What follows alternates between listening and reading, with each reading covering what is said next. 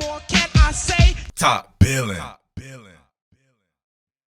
Yo, Top Billin to ya. Top Billin. Your boy is back, Fins Nation. Man, what is going on? So, just saw the news that your man Ereck Flowers was traded back to the Washington football team. So I like that both for the Washington football team and for Miami because it provides a little clarity for both. So I'm going to concentrate on the Dolphins right now. And I wanted to go back to my Think Like a GM series, right? Just a couple of days away from the draft actually happening. Can't believe it's here.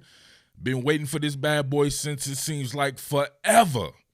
But man, we've gone through various scenarios here with the Dolphins, of course, seen the film studies. If you haven't seen those film studies, make sure you do so.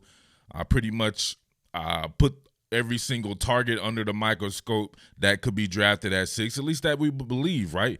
We have no idea how a draft will play. I always laugh at people who think that they do. These NFL teams aren't telling anybody any type of draft strategy. They're not going to let shit get out, but it's speculation, I guess, and it's all in fun. But some people take it as the gospel, so I'm never that one to do that. I know that mock drafts and these people watch this shit, and these dudes do this shit like 30 different times, right? Mock draft 30.0.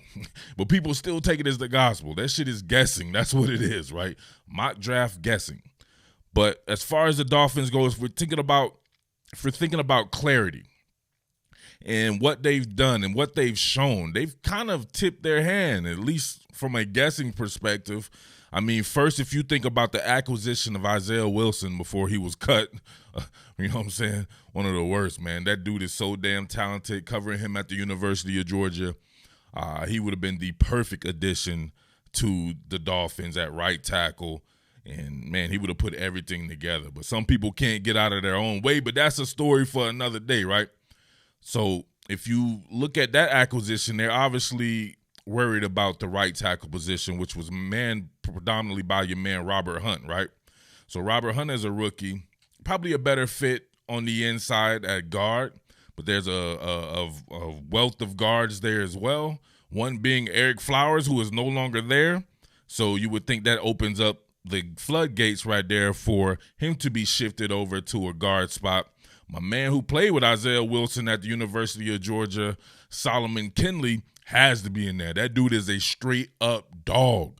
He is phenomenal, in my opinion, as far as his physicality. He's one of the better linemen at the University of Georgia. I think he'd be very good at a left guard spot. And, of course, you had Austin Jackson, the first-round pick. Going to be your I would say it'd be your franchise left tackle, but guess what? This is the Miami Dolphins that has the Samoan sniper on it, Tua Tagovailoa, who is a lefty. So that right tackle spot is your actual franchise spot, which is why you have to pay heightened attention to it. So, in my opinion, right, if we're doing a Think Like a GM series, if Kyle Pitts is there, I've said this 15 million times, he's the pick. He has to be the pick. You don't pass over a unicorn like that. You can't find him nowhere else in the draft, and he can do a myriad of things for you, whether if you just want to play him out wide in a joker role, moving them all around, whatever like that. He can just add a litany of explosiveness to your team and to your offense and just create mismatches all around the field, teaming him up with Mike Gesicki, right? Also, between the three receivers that most people consider the premium receivers, which I don't, right? Receivers, to me, is a dime a dozen position. Unless you're Julio Jones, A.J. Green, one of these big-ass, fast-ass receivers or something like that, to me, you can get these guys like a Jamar Chase and all these. As great as they may be, or as great as we think they may be, there will be other guys perform just like them drafted in the second round and beyond, or even later in the first round. I don't think you have to dedicate a top 10 pick to a wide receiver 6 foot and under. However, if you did, they better be something super explosive. So that's why I like Jalen Waddle. There's nobody more explosive than this guy. He plays a lot bigger than his frame, 5'10", 185 pounds or whatever he'll be. I consider him a Steve Smith. Some people like the Tyreek Hill and everything like that. Those guys are hella valuable, and he adds value, of course, in special teams. I could see him being the pick. I could see Devontae Smith being the pick and Jamar Chase. So I already did something on most of those guys. I think I didn't do anything on Smith. Well, Smith could be the pick, so I could end up doing something on him post-draft. So I wanted to say some of this for post-draft. But now it's got me thinking. With them moving Ereck Flowers on, do they really go by the board and go by premium position value? Now, as far as the offensive line goes, normally you would want to get a franchise tackle, right? Like a Penei Sewell, although I will say this, and I've said this before and I will stick to it. He's not necessarily my favorite tackle in this particular draft. Now, I don't doubt that he can be great, but I think others in this draft can be great and can be had a little bit later with that 18th pick. He has not played against the requisite competition to really factor him in and say that he's unequivocally the best. To me, to be unequivocally the best, you have to go against the best. To be the best, you have to beat the best. And to be the man, you have to beat the man. Woo! And with that being said, the best players that he's faced, people coming up here talking to me about this shit in the comments section, talking about Zach Bond and Zach Bum. I'm just playing. I know he's Zach Bond. He's a really good player, but he's not a premium player. He's not like going against Chase Young. He's not like going against Myles Garrett. You know what I'm saying? And some of these people that snap in and snap out, you're at their mercy. They're that damn good. So he's never faced anybody like that. People talking about Marlon Davidson from Auburn. The fuck out of here. Marlon Davidson's a 300-pound tackle now for the Atlanta Falcons. He's a good player. If you're seeing him on the exterior, what are you doing? You're seeing this man out of his element. If you beasting on this man on the inside at guard, yeah, I can rock with that. But if your rap sheet and your legend status is built on Marlon Davidson on the outside, a guy who is a 300-pound tackle in the NFL, then come on, man. What are we doing here? We can't just go by hype. You know what I'm saying? I like a guy like Alex Leatherwood equally as much as I like a guy like Penei Sewell, and this man has put in some serious work. Did a film study on him, man. I'm talking about this dude. I had wrote people down, right? He played guard and tackle, so he got to go against Marlon Davidson at guard. He got to go against Derrick Brown, top 10 pick. Guys like Jeff Simmons, a freak like that at Mississippi State, going against him. Kaylavon Chason, a first-round pick for the Jacksonville Jaguars. And then guys in this particular draft, everybody wants Kwity Paye, right? A lot of the Dolphins fans like Kwity Paye. He shut him down. This man couldn't get nothing on. He saw him just about every snap and shut him down. Azeez Ojulari he played against. Azeez didn't really do nothing against him either. So that's what I like. Maybe you don't look as good because they're going to get stats on you too, but that's what the NFL is about. Nobody's going to be perfect in the NFL going against freaks like that. He even saw Christian Wilkins as a young pup going against that damn freak in the national championship game. So come on, man. I like him. I like a Christian Darrisaw. I like Rashawn Slater and all these guys, but it remains to be seen. But they could very well go with an offensive lineman first and then double back and do something different at the 18th pick. But here's my think like a GM. What would you guys do? I'm all for it. If they want to get premium pass protection, if they think Penei Sewell is the guy, I'm a real football head. I understand what pass protection can do for a team and what it could do for a young quarterback. They could have a very good offensive line, I think, with any of these guys. But if you put Penei Sewell at right tackle, Robert Hunt at right guard, I like Michael Dieter, loved him at Wisconsin, Solomon Kinley I've already talked about, and then Austin Jackson at left tackle, growing together. Man, that could be one of those lines we look at like the Cowboys line that we a few years ago with Travis Frederick and Zach Martin and Tyron Smith and those guys, Lyle Collins. It could very well be like that. And you put quarterbacks behind shit like that, put running backs behind shit like that. Ooh, man. So that's not a bad idea. It's not sexy. People want running backs. Some dude told me he would draft Najee Harris #1 overall. How, Sway?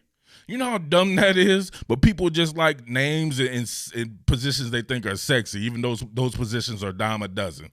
So I would still go with the target, and then I would go with an offensive lineman or an edge player at 18 and then come around at 36 and then look for whatever I didn't get in the first round right there. I'm a proponent of Javonte Williams if he's there at 36. But, man, you saw me. I did something on Kenneth Gainwell. Maybe he could be there in the 50s, or you trade back up into the second round and get a guy like that. He's explosive and can flip the scoreboard, right? I know you guys love Najee Harris. He's a great player. But at 18, when you have pass protection issues, if you don't get that with number 6, and then that means you will have Sands in an offensive target as well. So then where do you go to get your receiver? There's a ton of receivers past those guys, like I said. There are alternatives to even Jalen Waddle. If you got them a little bit later, like an Elijah Moore, hell, that's hard.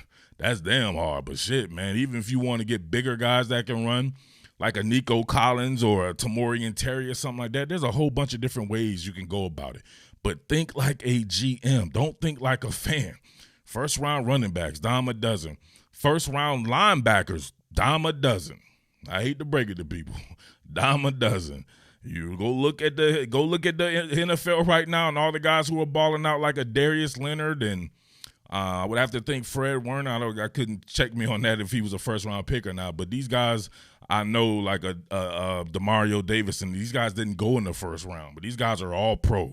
It's a dime a dozen position, but you want to get the best player available at premium positions like edge and offensive tackle. That's not a dime a dozen position. A lot of guys walking around, or not that many guys walking around, 6'6", over 300 pounds that can move.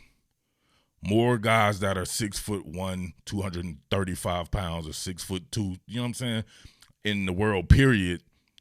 That's why it's a dime a dozen position. So what would you guys do, man? I know you guys wanted a little bit of the film study and stuff. As a matter of fact, man, maybe I have a little bit of goodies here. I just wanted to talk, but maybe I can do a little something.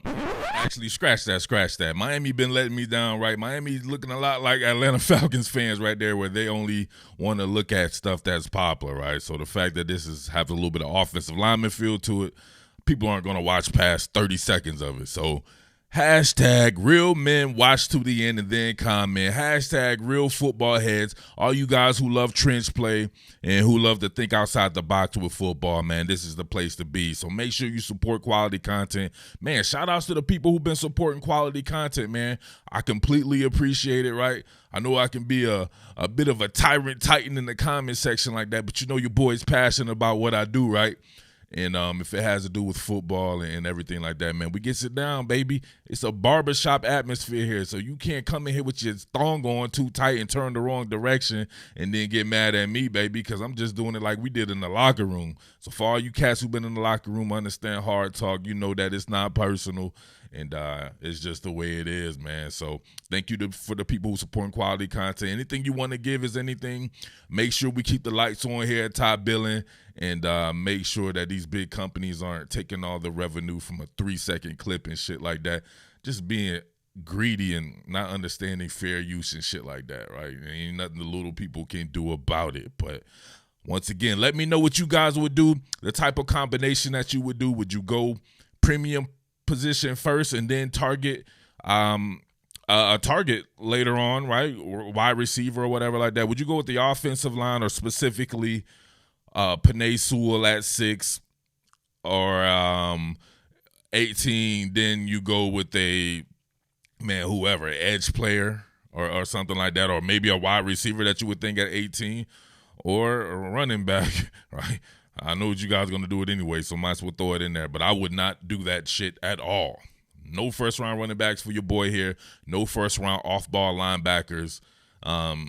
They'd have to be some type of hybrid. Maybe a Micah Parsons because he's a bit of a hybrid, but just regular, generic off-ball linebackers in this day and age, nobody.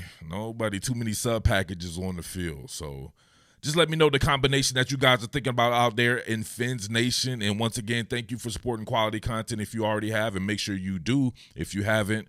And hey, salute. Peace. What more can I say? Top Billin.